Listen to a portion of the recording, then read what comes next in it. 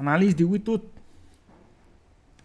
On a une journée intéressante, surtout pour les day traders et puis scalpers. On a nos niveaux qu'on avait il y a 2 semaines, je crois. Ce niveau-là, pourquoi on peut voir que le marché a réagi plusieurs fois quand il arrive à ce niveau-là. Voilà. Et puis ça, c'est notre pivot de février 2021. Donc, c'est 2 niveaux importants par rapport à la suite. Ensuite, aujourd'hui, je me suis positionné sur Bitcoin. J'ai ouvert une position là, ce matin à 5 heures. Là, ici, stop loss là ici, et 63 000. Pourquoi 63 000? C'était notre résistance il y a 2-3 mois. Le 1er juillet, il y a 2 mois pile. Voilà. Après, le positionnement, c'est parce que on avait notre order block. Order block qu'on avait marqué mardi, je crois. C'était voilà, mardi. On a marqué ça. Et hier, on peut voir que notre order block l'a tenu. Là, ici. J'ai fait la vidéo hier et le prix était à ce niveau-là. Ensuite, je ne me suis pas positionné. J'ai attendu une confirmation. Là, on peut voir une consolidation. Après, il est venu là ici. Il a consolidé. Il a pris la liquidité. Pareil. Et ce matin, je me suis réveillé. On était là. Une bougie d'avalement haussière. J'ai attendu la clôture de cette bougie pour me positionner. Parce que je voulais une confirmation.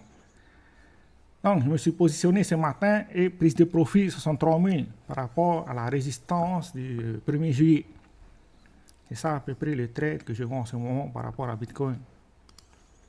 Maintenant, ce qui est intéressant, c'est qu'on a un nouveau order block qu'il faut noter par rapport à la suite. C'est-à-dire que sur le marché qui casse notre résistance en daily, consolide, puis il vient casser notre résistance du 1er juillet avant de partir en tendance haussière. Ça, il arrive d'ici notre order block tient et on confirme, entre guillemets, notre tendance haussière à court terme. Ou bien ça, l'order block ne tient pas et on vient revisiter les niveaux beaucoup plus bas. C'est ça les 3 chemins en ce moment par rapport à Bitcoin.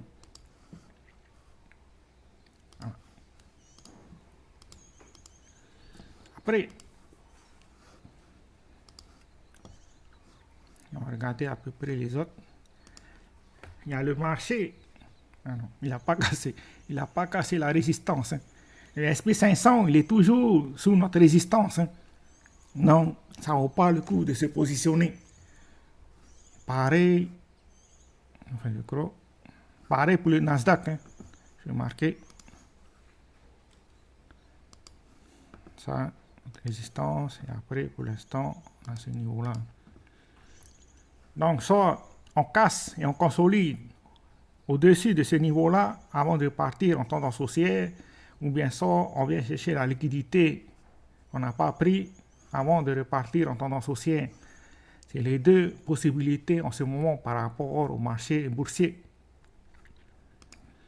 On va regarder. Ah, j'ai déjà marqué un niveau. Okay. Tant qu'on ne casse pas ces niveaux-là, ça devient dangereux. Surtout par rapport au sommet et au creux qui sont de plus en plus bas.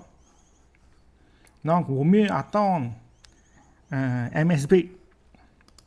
C'est-à-dire, il faut vraiment que Ethereum marque une tendance haussière pour commencer à prendre des positions. Surtout en tant que swing trader. Maintenant, ceux qui prennent des positions en tant qu'investisseur, ça pourrait peut-être être intéressant, surtout si ce niveau-là, c'est-à-dire le prochain point bas, on aurait un jour dans le mois, ou bien dans le mois de septembre, mois d'octobre, on aurait un pullback par rapport au marché. Ils auront peur, quelle que soit la nouvelle, quel que soit l'événement ce jour-là, mais on aurait un jour où le marché aura peur. Ben, ce jour-là, si jamais on ne vient pas chercher les points bas, ça pourrait être intéressant par rapport à la suite, de se positionner par rapport à ça. Donc, il vaut mieux rester concentré sur le marché en ce moment. Après, Solana, bien sûr, tant qu'on est au milieu d'un range, ça vaut pas le coup de se positionner.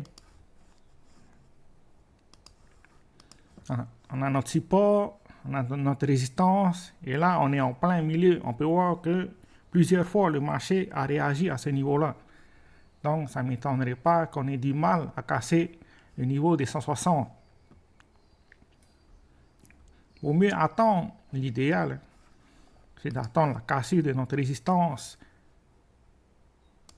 La cassure de notre résistance et la consolidation au-dessus. Il ne faut pas qu'on fait comme on a fait le 29 juillet, c'est-à-dire on a cassé, on a pris la liquidité qu'il y avait au-dessus, puis on a clôturé sous notre résistance. Il ne faut surtout pas qu'on fasse ça. Parce que sinon, on va revenir chercher des niveaux en bas. C'est-à-dire il faut qu'on casse et que la bougie en daily clôture au-dessus de notre résistance.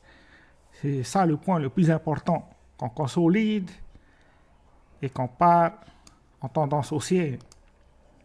C'est pour ça le niveau le plus important par rapport à Solana, c'est le niveau des 180, 185.